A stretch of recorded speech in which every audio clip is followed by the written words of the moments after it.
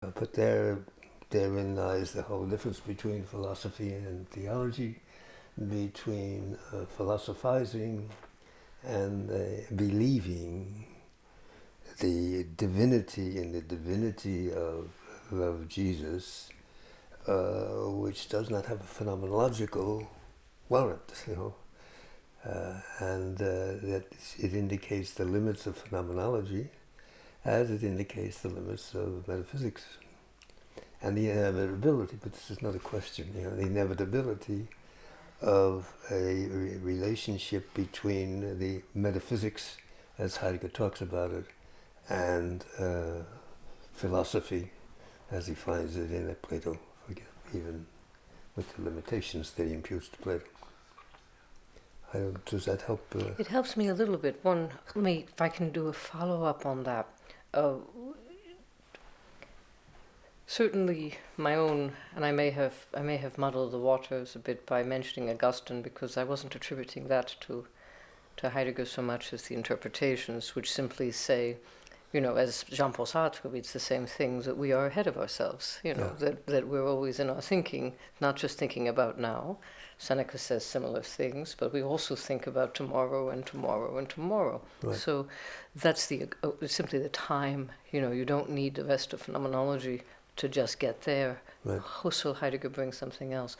So that was probably my muddying of the waters. No. But what your answer tells me, though, and anyone will see that, I think, who is watching, is the rigor, the question of strenge, of rigor in the distinctions. And so part of the point of asking that question, because people ask you this all the time, I know, is to ask how one can be rigorous about following Heidegger's own rigor in that same way. And much of what you said has already illuminated that question, even if it goes into, highly complicated areas. God, For example. Right. Where is the rigor in all this, as I put the question crudely? Yeah? Mm-hmm. The rigor is in the fidelity to the evidence on which is grounded any statement or judgment that is considered true, because it considers a truth to be in a judgment. And I think one of the major achievements, and there are many in Being in Time, is Heidegger's clarification that truth is not in the judgment, but presupposes an illumination, so to speak, of at least of the being, it is structure of what the judgment is about. So that for him, as I understand it, the deeper truth and the prior truth is the truth of the evidence, which permits one to judge or to decide whether the judgment that is made is faithful to the evidence. So what I hear you saying or articulating as an objection is what is the evidence for evidence? And I think the only answer to the evidence for evidence is evidence.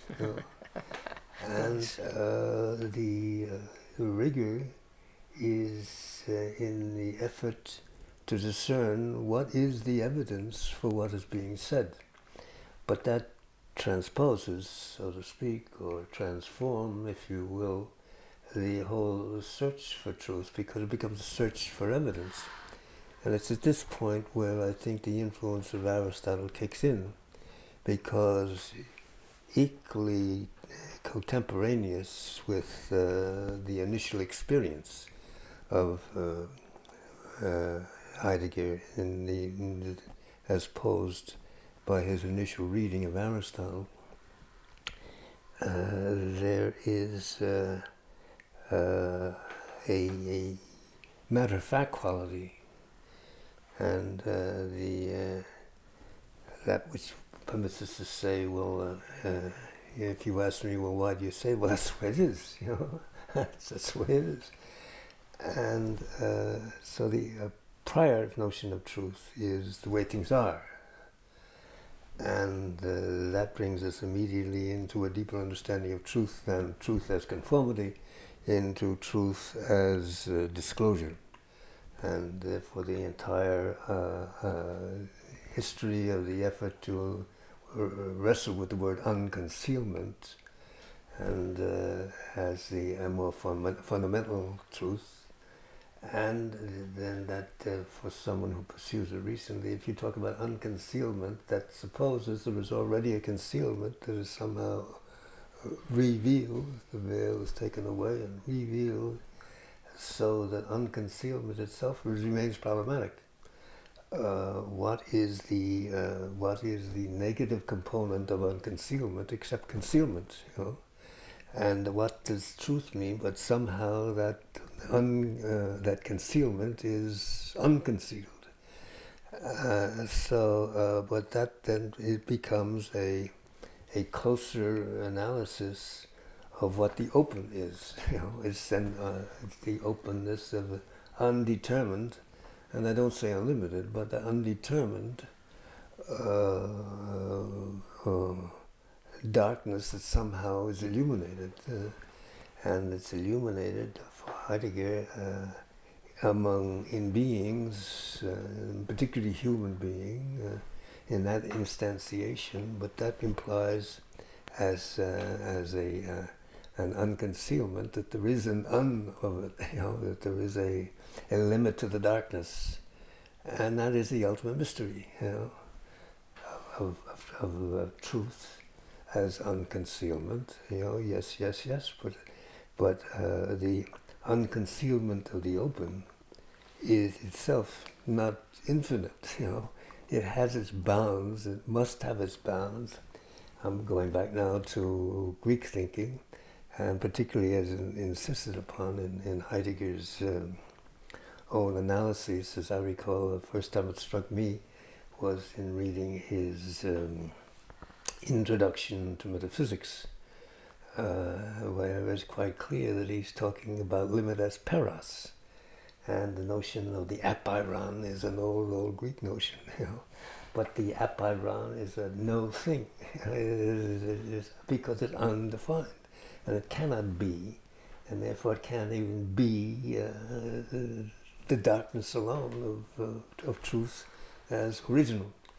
So it seems to me that the evidence for evidence is evidence, and if we push that notion down into the evidence of truth that precedes and validates the affirmations of the Arctic world, and especially the physical, scientific world, then the question remains the same, you know. And the rigor is in being aware of that, both in its discovering and of this world as horizon, and discovering of that which we encounter in the world as discovered by reason of this openness, but also the nature of Dasein itself as a discovering of the discoveredness of things and its relationship to this openness of true thing, I can put it that way, as the very nature of this one who raises the question, you know, the human thing. And the task of the human searcher is to try to be faithful to that, the totality, if I can use that term, you know, but the integrity of the question itself, that the only truth that we can analyze phenomenologically is a finite truth.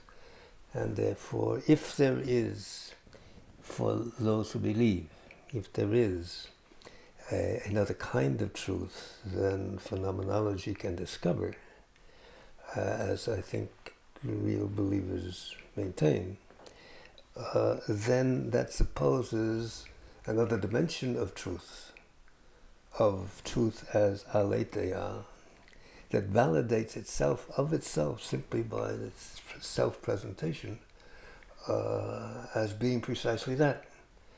so that I think the truth that a philosopher discovers, and that's the truth that as a so-called philosopher, his first task of philosophizing is necessarily a finite truth.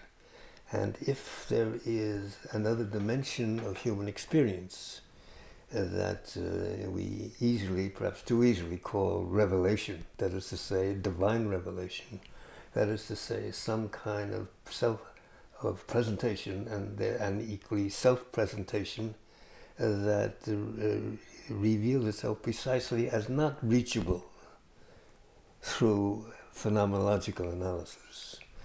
At which point phenomenology does what? It certainly says, so be it. That's the way it is. And I think that's the point for my own tastes, of course.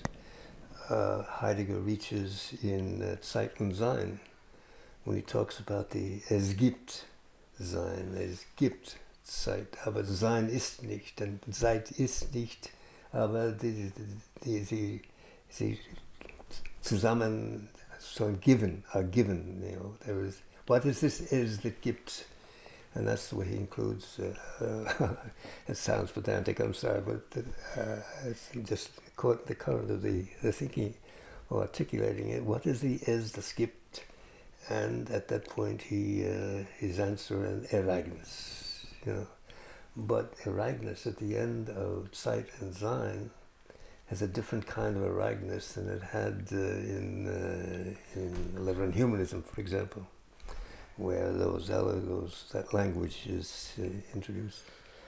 But the element in Zeit und Sein is the was ist das gibt, das Ereignis. And what can you say about Ereignis? Ereignet. And what can you say about the being, or the human thing, in relation to this Ereignis as somehow absolute or somehow ultimate? All you can say is it is Ereignet. And it says that the discovery of Ereignis is Ereignet, somehow mediated from Ereignis, through Ereignis, in whatever fashion you wish to go through the mechanics of it. But it is without Ereignis there is no Ereignet. And without Ereignet, there is no Ereignis. There's no one to ask the question. I like that a lot because it reminds me of what Tom Sheehan was saying about the fact that he thinks that you don't need to translate the German word sich, Ereignet sich. And I thought maybe you did need it. And so when you leave the sich out, you make it a different complex than I think it has in the German itself, which is another complex and also deserving of attention and rigor. So I really admire the rigor that you always show in focusing on these things, which brings me to maybe another question, because we don't have infinite time, alas, nobody does, and that is the question of die Ihre, which I think makes the recent publication of the Black Notebook so interesting, is that the first volume has an awful lot about that, and I don't think just about Heidegger's mistakes, but about what you have written about at length, namely errancy, what you call errancy. And that really also maybe is another way of just asking the same question we began with, but it's a question that I wonder if you might speak to, the question of error as you see it, the question of erring as you see it, and therefore which is really the question of finitude. Yeah. Yeah. Yes, well, I certainly recognize the question and welcome it, because it's always been along with the problem of truth, which begins to emerge in being in time, with the notion of openness to what is open, that phenomenology discerns.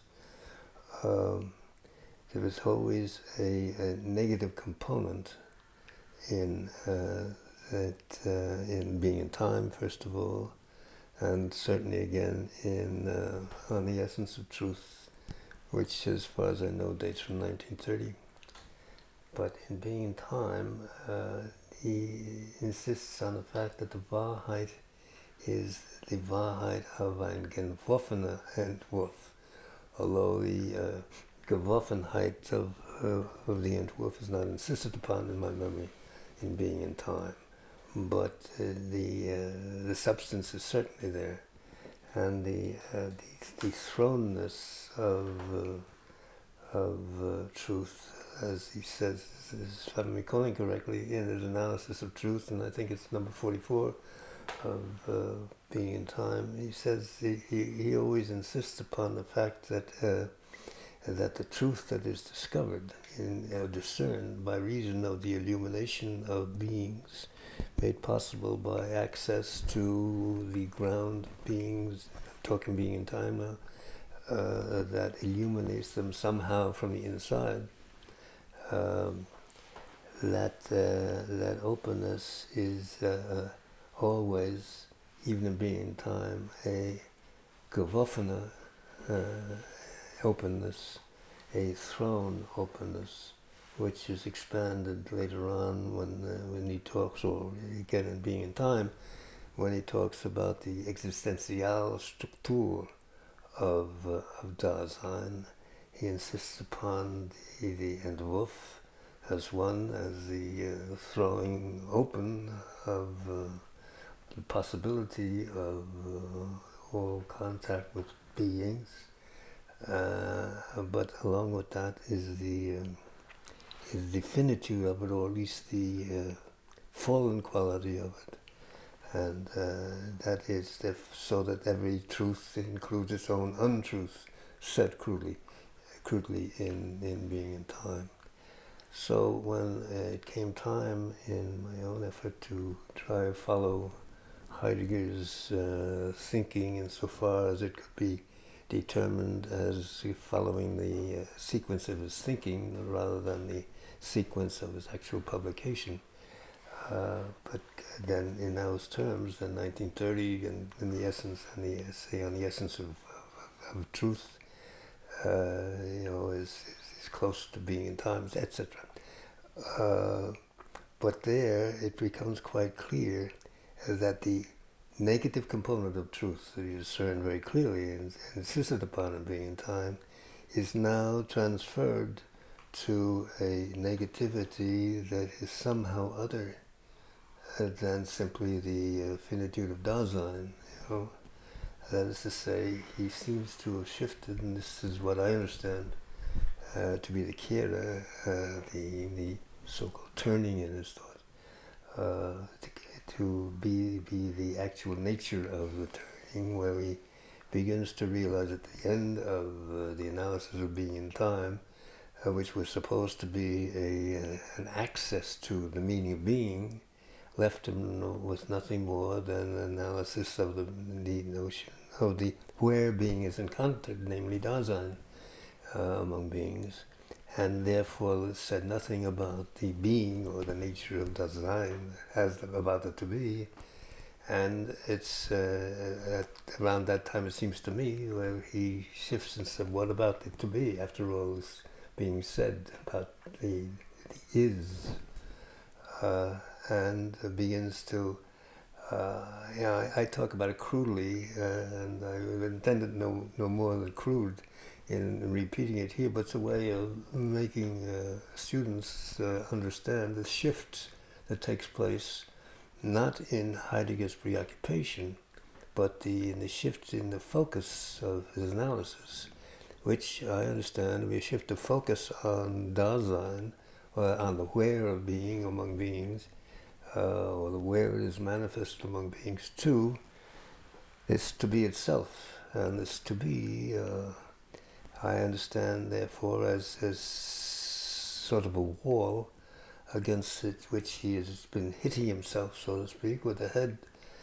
head from the start, And we have the experience, I guess all of us, one high with the idea of hitting your head against the wall, against a wall, and finally feeling that the wall is hitting you. And now that's very crude, and I'm not proposing it as anything doctrinal. That's my understanding of bumping your head against an insoluble problem and just trying a different way. It's not unlike other experiences and thought, the sense of what if it's coming to me. And it's that notion of coming, and that is illuminated upon the essence of truth. And when he finishes getting to that point, then he says that there are two things that have to be considered. First of all, structures as such, but then the dimension of the untruth that is ingredient to truth. And it's in talking about the untruth, the ingredient to truth, that he uses the same words to discern in the essay on truth itself as he uses in the analysis of truth in being and time. The same negative components. As every Antwerp has this untruth in different forms. Every opening has its non-opening, its closure. That type of thinking.